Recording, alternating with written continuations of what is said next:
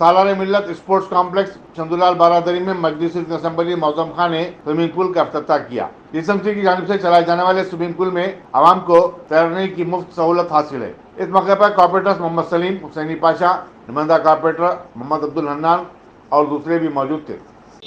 आज बहादुरपुरा कॉन्स्टिट्यूंसी के अंदर चंदूलाल बारादरी स्पोर्ट्स कॉम्प्लेक्स सालार मिल्लत स्पोर्ट्स कॉम्प्लेक्स में समर कैंप्स का इनॉग्रेशन किया गया है।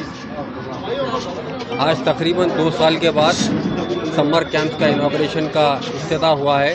पिछले 2 साल से कोविड की वजह से समर कैंप्स नहीं हो रहे थे।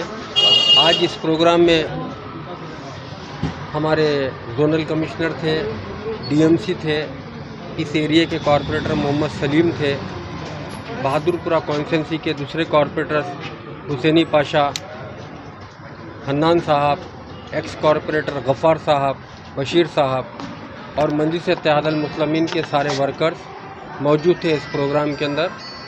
मैं आपके चैनलों के ज़रिए बहादुरपुरा कॉन्स्टिट्यूंसी की आवाम से गुजारिश करना चाहता हूँ, जितने भी नौजवान बच्चे हैं हमारे, आप इस समर कैंप्स का आके जायज़ा लीजिए और हिस्सा बनिए इसका आप और अपने समर्स का एंजॉय करिए।